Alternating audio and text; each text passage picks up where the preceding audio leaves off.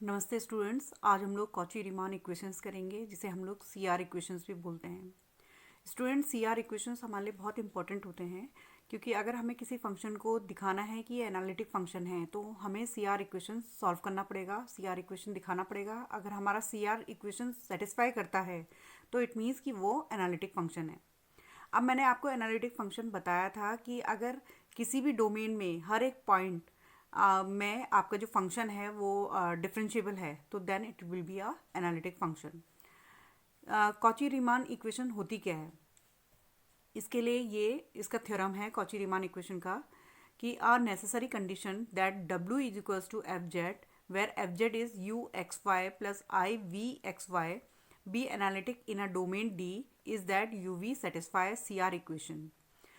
हमारे पास necessary condition Cauchy Riemann equation की ये है कि अगर हमारे पास U X equals to V Y हो जाए और U Y equals to minus V x हो जाए तो ये हमारा एनालिटिक फंक्शन होगा।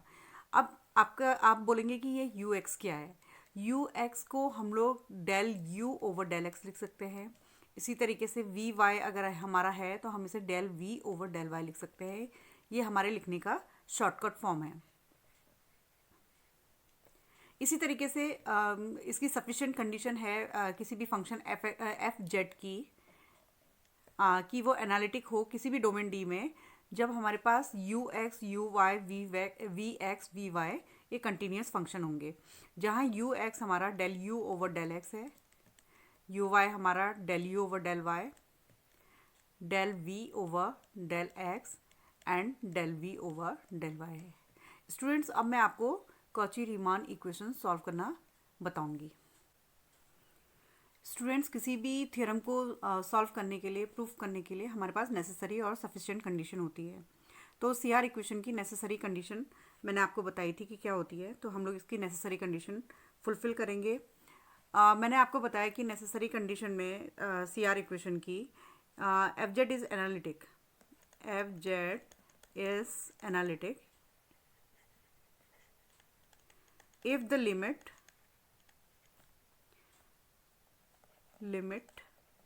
अब ये लिमिट कौन सा है ये मैं आपको बता रही हूँ। लिमिट है limit del Z tends to zero F Z plus del Z minus F Z over del Z, जिसे आपको पता है कि डिफरेंशिएबिलिटी की थ्योरम के अकॉर्डिंग इसे हम लोग एफ डैश जेड लिख सकते हैं। अगर ये हमारी लिमिट एग्जिस्ट करती है और उस समय करती है जब हमारा del Z tends to zero हो तो ये हमारी नेसेसरी कंडीशन फुलफिल करेगा। तो इसी को हमें दिखाना है, तो इसी को हम लोग फर्दर सॉल्व करेंगे क्योंकि ये del Z tends to zero है और मैंने एफ जेड ले रखा है फंक्शन, यानी कि Z equals to U plus I V है। तो हम लोग इसे लिख सकते हैं और u is a function of, आप इसे ये भी लिख सकते हैं, u is a function of x comma Y, X Y का फंक्शन है u और v भी हमारा एक्स वाई का फंक्शन है। हम लोग इसे इस तरीके से लिख सकते हैं। तो मैं इस लिमिट को अगर मैं एक्स वाई के फॉर्म में लिखूंगी तो ये आएगा limit del X tends to zero del Y tends to zero. अब यहाँ पर को हम लोग फर्दर लिखेंगे F Z plus del Z की जगह मुझे लिखना पड़ेगा क्योंकि मुझे इसे u पे कन्वर्ट करना है। तो ये आ जाएगा U X plus del X Y plus del Y plus I V X plus del X Y plus del Y. ये तो हमने F Z plus del Z लिख लिया है। अब हम एफ जेड को लिखेंगे। इसे मैं सेपरेट करने के लिए, सेपरेट दिखाने के लिए मैं इसे स्क्वायर ब्रैकेट में लिख देती हूँ, minus F Z. F Z हमारा आ जाएगा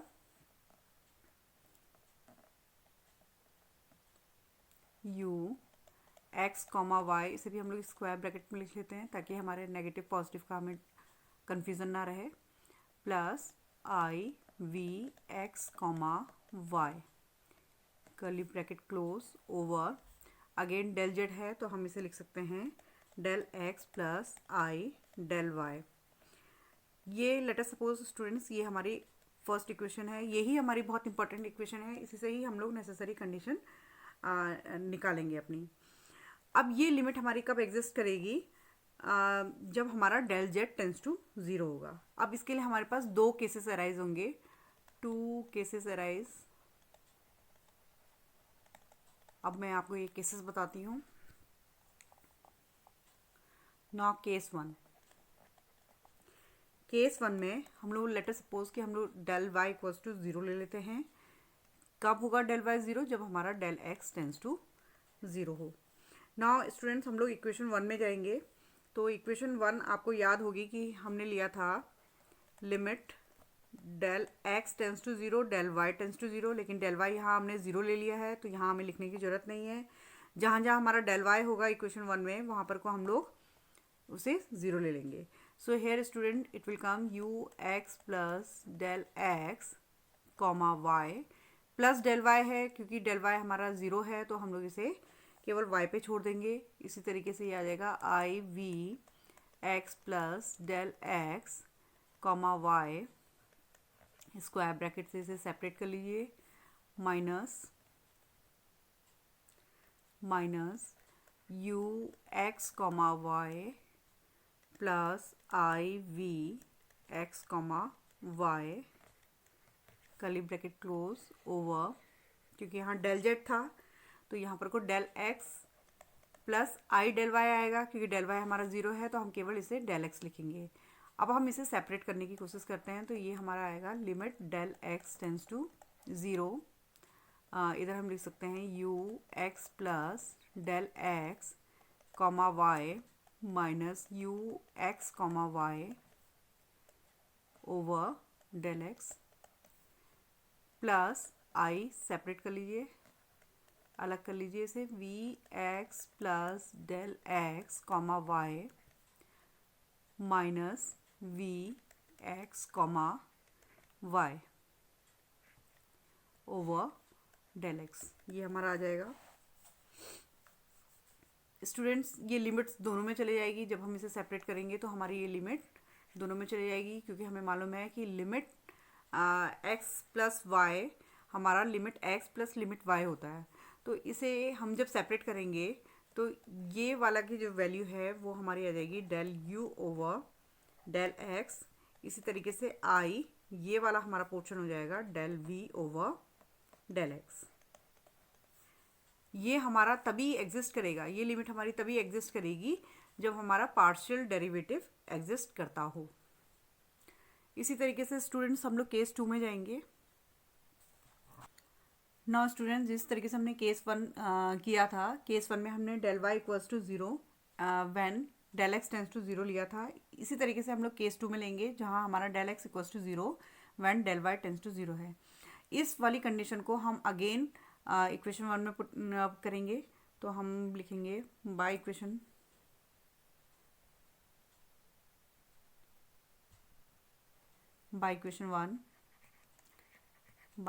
वन ये हमें मिल जाएगा limit del Y tends to zero U X comma Y plus del Y, क्योंकि हमारा डेल एक्स ज़ीरो है तो हम लोग वहाँ पर को ज़ीरो पुट कर देंगे, plus I V X comma Y plus del Y.